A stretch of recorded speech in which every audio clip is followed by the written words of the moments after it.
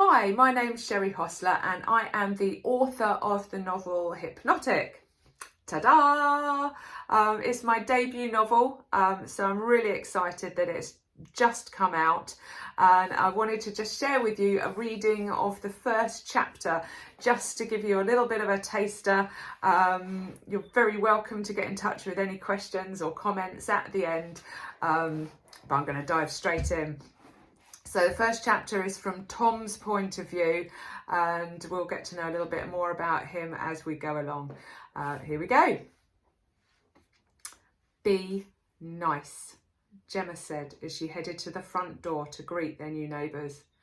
Tom rolled his eyes and swigged back the last of his beer. He followed his wife's lead in greeting the couple stood on the front step, who were proffering a bouquet of flowers and a bottle of wine. Bloody Pinot Noir, thought Tom as he took the bottle, letting his wife deal with the flowers and idle chatter. What was the point of something with such a low alcohol content? Might as well be drinking Ribena. He clutched it nevertheless and thanked their neighbours, ushering them through into the dining room. Jane and Richard had seemed decent enough from the safety of their side of the fence. In fact, Richard probably had the potential of being someone Tom could sink a few jars with down at the pub if he gave him half a chance. He wasn't sure Gemma would feel the same about Jane, whose conversation, from what Tom had garnered so far, was somewhat limited to an encyclopedic knowledge of handbag brands. Gemma had never been a girly girl, but as Tom knew she'd suffer the boredom as long as she could, she so desperately wanted some local friends. They'd drink through it tonight, and Gemma could make her own mind up. If Tom were honest, he'd rather have watched TV tonight with a few pints to help him nod off. But Gemma had been insistent. They'd kept themselves to themselves since they'd moved to the area, not wanting to stand out too much. Neither of them wanted to be the focal point of any local gossip, especially bearing in mind what had happened before they came here. He took the Pinot to the kitchen where he opened it, along with something a little more full-bodied, making sure to fill his own glass with that one and taking a quick, furtive sip. "Oh, something smells good." Tom turned to find Jane standing behind him. "Anything I can do to help?" Bloody hell, the woman was like a stealth bomber. "No, you're fine, thanks, Jane." Tom dashed out a smile. "Actually, you can take yours and Richard's drinks through if you don't mind. I'll be right behind you." "Of course." Jane took the proffered glasses. "We've been looking forward to this. It's so nice to get along with your neighbours, isn't it?" "It certainly is." Tom toasted her retreating form before knocking back the rich red liquid, darker in comparison to that in the other glasses. The taste was wasted on him, but it had the desired effect, softening the hard edges of his armour a little. It was all Tom was worried about, and he refilled his glass before joining the others. "Where did you live before you came here?" Richard's very ordinary question caught Tom like a jab to the chin, and they were only at the small talk and starters phase of the evening so far. His eyes flickered across to Gemma, who looked up from admiring Jane's gaudy pink nail gel. "It's okay," her gaze told him. "We're ready for this." Tom took a breath. Nottingham, a small village you wouldn't have heard of. The rehearsed lie hid the nightmare that had so firmly put their hometown on the map.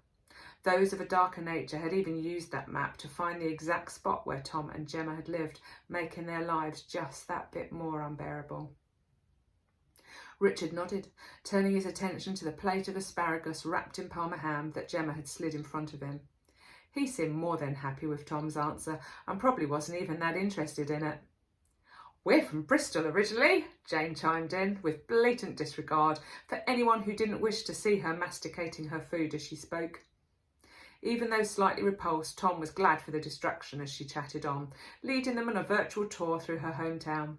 Tom could imagine her holding up an umbrella and counting heads to make sure that no one had snuck off for a sneaky fag. He snorted to himself, drawing a sharp look from his wife.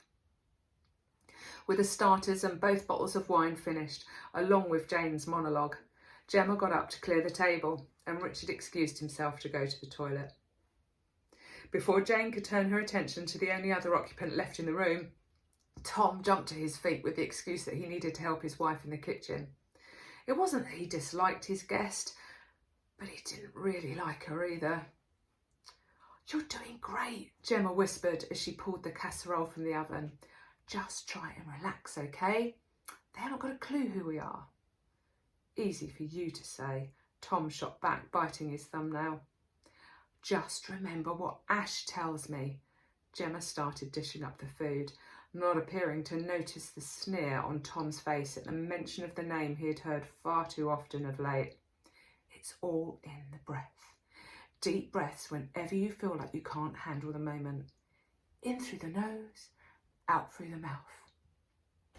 Ash, the omnipresent, never showing his face but always whispering advice in Gemma's ear like an unwelcome guru. Twat.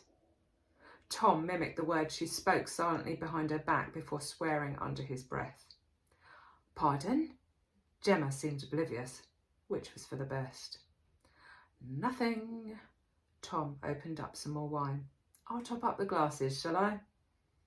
Gemma turned to look at him, a spoonful of rice poised in the air, her gaze flicking to the bottle in his hand. Please take it easy, Tom. Yeah. He headed back to the dining room. He hated it when Gemma nagged him about drinking. It wasn't like it was an issue. He just had one now and again to take the edge off, to help him sleep. Anyway, it was a dinner party, wasn't it? Gemma needed to loosen up a bit. The main course went down a storm with their guests, and Tom watched Gemma's face glow with pride as Jane raved about it, insisting she must hand over the recipe. He liked to see his wife happy and relaxed for a change. The conversation ebbed and flowed pretty well, and Gemma was really on point in distracting Jane from meandering down any unlit paths of discussion. They'd covered the weather, touched on holidays, and skirted around what they all watched on Netflix before starting to delve into their working lives. Tom had known the subject was going to rear its ugly head at some point, and he excused himself to fetch more wine, hoping that Gemma would be able to change the topic by the time he got back. She hadn't, and in fact she was still describing some funny nursing anecdote to their guests as he sat back down at the table. He guessed it must be nice for her to be able to talk about work with someone who wanted to hear about it for a change. Jealousy nudged at him like a stick poking an angry dog. Anyone for a top-up? Tom interrupted, catching a despairing look from Gemma and deciding to ignore it. No, just me then. He filled his own glass and put the bottle down close to hand. Gemma's story tailed off, and Jane swivelled in her seat to face Tom, her eyes pinning him like an insect in a display cabinet. What about you, Tom? Gemma says you work in retail. That had been kind of her, and he momentarily felt like a prick yet again. Yeah, retail. What kind? Clothing? Cars? Department store? Jane was treating it like some kind of quiz show. Any chance of a discount for friends? She laughed at her own joke, and Tom felt himself tensing at her exasperating humour. So? Jane obviously didn't want to let the chance of a good deal on handbags pass her by. Actually, I'm an inventory replenishment specialist for a leading supermarket chain. Oh, that sounds fancy. Jane fanned herself, shooting him a coy look. Yeah, well, I don't get paid the big bucks for nothing. Tom was warming to his theme now, ignoring the looks Gemma was shooting at him to shut up. Not everyone can do what I do, you know, Jane. I'm sure. She fingered the bracelet on her wrist. Tom, could you come and help me with the dessert, please? Gemma stood and Tom saluted her before stage whispering across the table to Jane. She's still the boss at home though, eh, Jane? He tailed Gemma to the other room, calling behind him, Do top your glasses up. Pack it in. Anger tinted the whispered words that Gemma fired at him. What? Tom backed away from her against the kitchen cupboards, holding his hands up in mock surrender. You know what? We're trying to be friends with these people, so don't take the piss. It's not fair. No, Gemma, we aren't trying to be friends with them. You are. And to be honest, I don't know why. She's a pain in the arse. Maybe so, but can I help with anything? Jane's voice filtered from the other room, her timing impeccable. No thanks, Jane, Gemma called out. You just sit there and relax. Won't be a mo. She turned back to Tom. Maybe she is a pain, and maybe it's just me that wants to make friends, but what? Tom challenged. Gemma paused, breathing in slowly through the nose before releasing it from her mouth. Now isn't the time. Tom sat sullenly quiet throughout the rest of the meal. From the glances that Gemma kept throwing in his direction, he knew that she desperately wanted him to join in, but to be honest, he just couldn't be asked. Jane was doing a perfectly good job of boring everyone rigid with stories about people that they didn't know or care about. She wouldn't notice if he slipped into a coma. Richard excused himself to go to the loo yet again, making Tom wonder if he had a bladder infection or whether he was banging his head against the wall, having to listen to his wife droning on. As he left the room, Jane plucked her phone from her bag and started showing Jem photos of her sister's baby. Tom could see the effect it was having on his wife as her cheeks started to flush. "Ever thought about having kids yourselves?" came the question from Jane before long. It always arose at some point, especially once people found out they hadn't been married for long. Why the hell did anyone think it was an appropriate question to ask? For all Jane knew, they couldn't have kids. Then how would she feel? Maybe it'd be fun to find out. Tom swallowed the rest of his drink, which hit the creme brulee already restless in his stomach with an unwelcome clash. "No, Jane, we can't have children." He saw Gemma's face register total shock as the lie launched itself out of his mouth. In fact, it was almost funny to see her jaw drop open like a cartoon character. He half expected to hear a boing-oing noise as it fell. "What are you doing?" she mouthed. Jane, too tipsy to notice, continued to focus on Tom and proffered a sympathetic head tilt. "I'm so sorry." She reached over the table and placed a hand on his arm. "Yes," Tom topped up his glass. "Unfortunately, I had a terrible STD back in my youth. Chlamydia, I think. Anyway, long story short is that it made me infertile." Jane snatched her hand away as though scared Tom may still be infected. I'm sorry. I should never have asked." "That's right, Jane." Tom took another gulp from his drink, enjoying the fun he was having at her discomfort.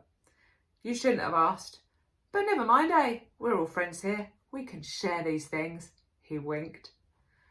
As Richard walked back into the room, none the wiser about what had happened in his absence, Jane leapt up from the table, her chair crashing down against the wooden floor.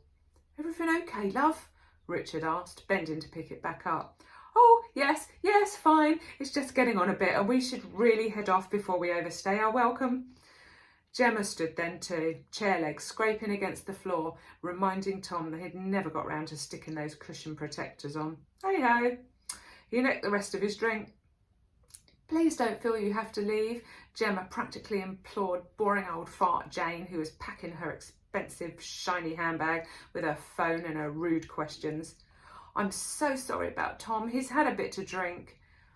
"What are you on about?" he asked. "I'm just having a laugh. Jane knows that, don't you, Jane?" As the front door closed behind them, amid false promises of "you'll have to come to us next time," Tom slumped back into his chair and poured himself a brandy to prepare for a verbal attack from Gemma. Instead, she came into the room, sat in her seat and took his glass away. "I think you've had enough." Pissed off with her audacity of treating him like a child, he spat back that he'd certainly had enough of her. He was too far gone to notice how she was feeling now. And he had had enough of her. He'd had enough of everything, full stop. Gemma's eyes glistened. Crocodile tears, thought Tom meanly as he screwed up his napkin in his hands and tossed it on the table. "You make out you're on my side, Gemma, but you're not really, are you? You never stood by me, not properly." "What do you mean?" she asked. "I gave up everything for you. Our home, our friends, maybe even my chance to have children. But not your precious job, your career." The final word was deformed by the curling of his lip, his hands raised in inverted commas. Even as he spoke the words, he knew he was being unreasonable. He knew damn well she'd given up all she could for him, but he wanted more. After all, misery liked company. "It's not my fault, Tom." Gemma stood up and headed for the door. Her calmness was infuriating. "So you're saying it's mine, are you?" Tom followed her, his hands clenching into fists. "My fault. just like the fucking newspaper headlines said it was my fault, and every prick that spray painted our house or hurled abuse at me. I'm not saying that, Gemma backed away. Bullshit, Tom sneered, his words jaundiced with resentment. You need help. Gemma broke eye contact with him and took hold of the door handle. As she did so, Tom felt as though a small synapse in his brain suddenly exploded. There was a hazy fury, and everything went black. Oh, so we'll leave it there for now. Plenty more to come, so I might do a few more little recordings down the line, but just wanted to give you a quick taster. Like I said, please feel free to leave comments and questions, and if that's not enough for you, then please do also feel free to rush out and buy the book. It's on Amazon, both in paperback and Kindle. So hopefully we've covered all options, and I shall see you again very soon. Thanks very much for listening. Bye.